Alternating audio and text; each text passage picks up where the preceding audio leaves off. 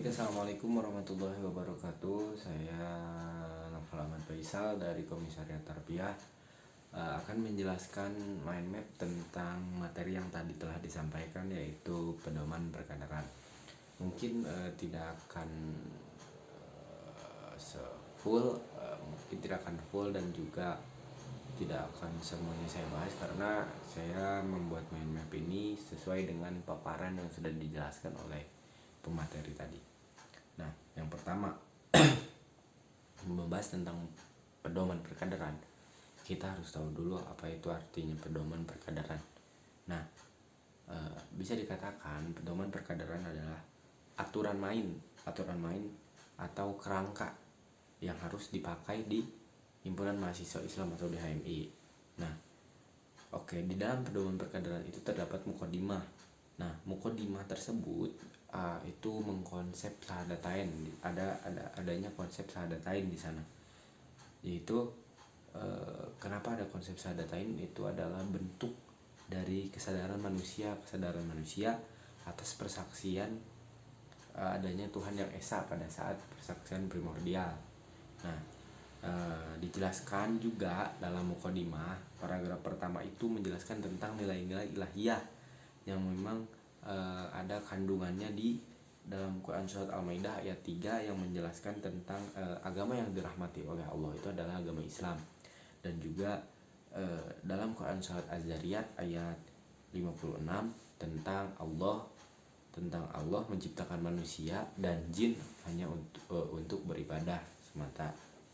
Terus paragraf kedua itu menjelaskan tentang manusia sebagai khalifah itu harus mewujudkan cita-cita Islam yang 4 itu. Yang pertama, cita-cita Islam itu ada universal brotherhood atau persaudaraan universal, equality, kesetaraan, economical justice, keadilan ekonomi, terus social justice sama keadilan sosial. Nah, itu adalah cita-cita Islam. Dan juga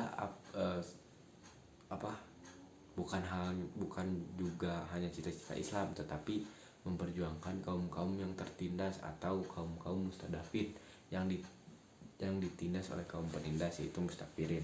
Nah, juga paragraf ketiga, lanjut ke paragraf ketiga itu menjelaskan tentang organisasi HMI atau Himpunan Mahasiswa Islam itu diharapkan untuk menjadi organisasi perjuangan yang dimana sama halnya memperjuangkan kaum-kaum mustadafin dari kaum-kaum mustakbirin, dan juga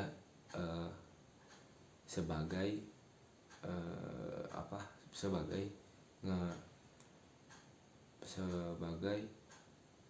perjuangan terhadap tujuan HMI tersebut. Kan tujuan HMI itu terbinanya insan akademis pencipta pengabdi yang merampaskan Islam dan bertanggung jawab atas terwujudnya masyarakat adil makmur yang dirahmati Allah SWT. Nah, di dalam paragraf ketiga itu menjelaskan tentang bagaimana sih kita mencapai dari kualitas insan cita yang 5 itu gitu. Nah, terus paragraf keempat itu menjelaskan tentang HMI itu mempunyai platform yang jelas gitu. Yang dimana platform yang jelas itu maksudnya dari segi pedoman perkaderannya, dari segi NDP-nya, terus dari segi konstitusinya, itu HMI itu jelas gitu platformnya. Nah, juga paragraf kelima.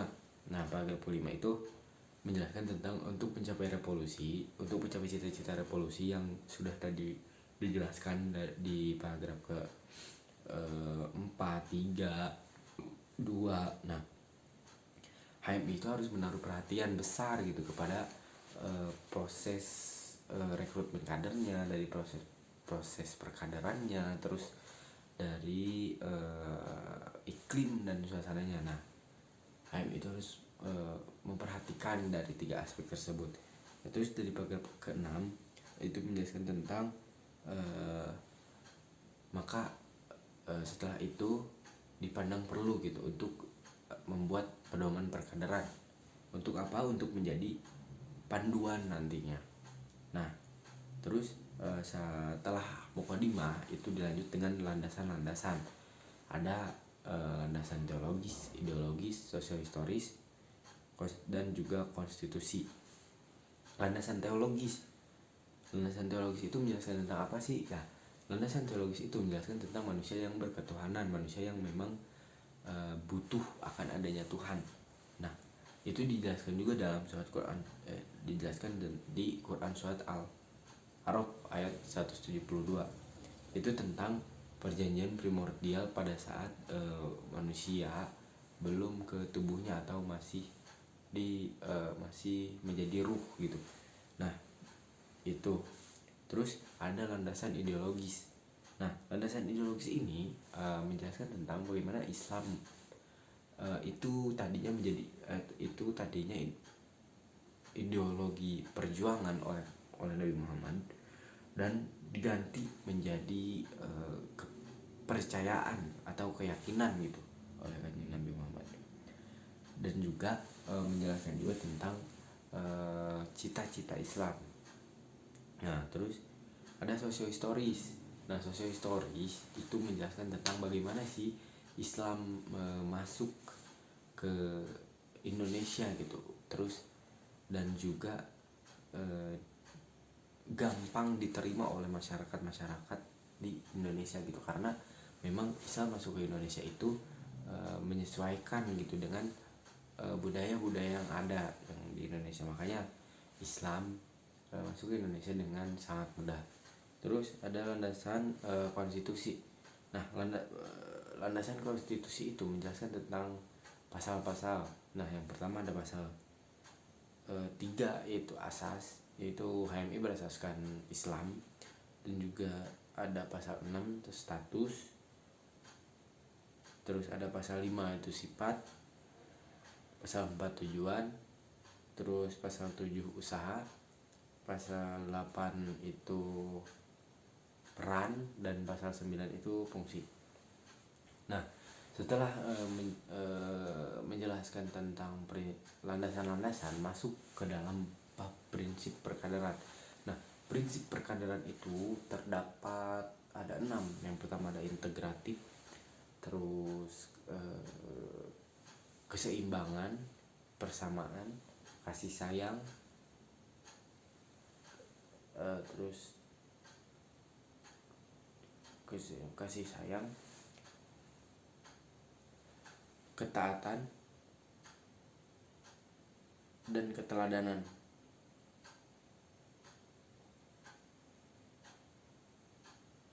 Ya, ini ada 6. Yang pertama adalah integratif. Nah, integratif itu adalah menghubung antara satu aspek ke aspek lainnya gitu. Seperti aspek forum, dan aspek forum itu kan berarti ada aspek meja, aspek kursi, itu kan aspek lain-lainnya. Nah, itu integratif, itu menghubungkan gitu antara aspek-aspek satu ke aspek lainnya. Nah, dan juga ada kesetaraan. Maksud dari kesetaraan itu adalah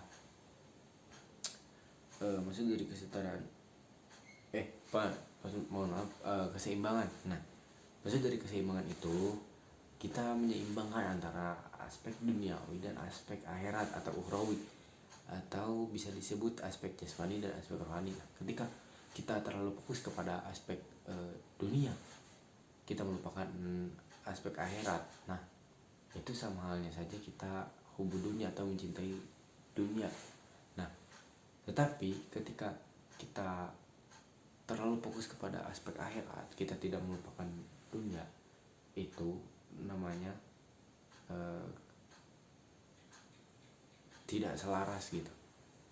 Karena kita di dunia juga mempunyai kebutuhannya masing-masing gitu. Nah, terus yang ketiga ada aspek persamaan. Nah, kalau aspek persamaan itu adalah tidak adanya perbedaan di antara semua kader-kader yang lain, mau itu teman dekat, mau itu anak presiden, mau itu apa, semua itu disamaratakan gitu di dalam HMI. Nah, terus ada prinsip kasih sayang. Nah, prinsip kasih sayang itu adalah bagaimana kita setelah perkaderan itu, selama perkaderan itu kita harus terus mengayomi gitu, harus terus menjaga kader-kader yang lainnya. Nah, terus ada keteladanan. Nah, keteladanan itu sebelum kita memerintah orang atau kita ya memerintah, kitanya juga harus menjadi contoh yang baik dulu gitu.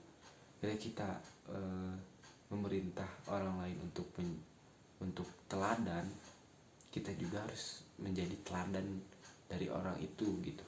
Nah, terus yang terakhir ada prinsip ketaatan. Maksud dari prinsip ketaatan itu adalah tunduk patuh kepada anggaran dasar, anggaran rumah tangga, atau aturan organisasi lainnya. Nah, itu dalam konteks HMI. Tapi dalam konteks dalam konteks spiritualnya, dalam ketaatan itu berarti kita tunduk patuh kepada Allah Subhanahu wa taala. Yang dimana kan pengertian dari taat itu mengerjakan perintahnya dan menjauhi larangannya gitu. Berarti kita melaksanakan kayak sholat, zakat, puasa. Nah itu perintah-perintahnya kita kerjakan, dan kita harus tinggalkan larangan-larangannya kayak musyrik lah kalau berbuat dosa atau apa-apa lah. Nah terus ada kepribadian kader HMI. Nah karakteristik yang mesti ada di kader HMI itu adalah menjalankan tugas dan misinya menjadi kader umat dan kader bangsa itu. Terus kalau secara singkatnya itu menjadi muslim yang inteligensia. Nah, apa sih maksudnya? Nah, yaitu muslim inteligensia itu menjadi pribadi muslim yang bekerja keras atas dasar rasionalitas dan kebenaran gitu. Mungkin segitu pemaparan dari saya, karena yang dijelaskan ke materi hanya sampai segitu. Wabillahi taufiq wal hidayah. Wassalamualaikum warahmatullahi wabarakatuh.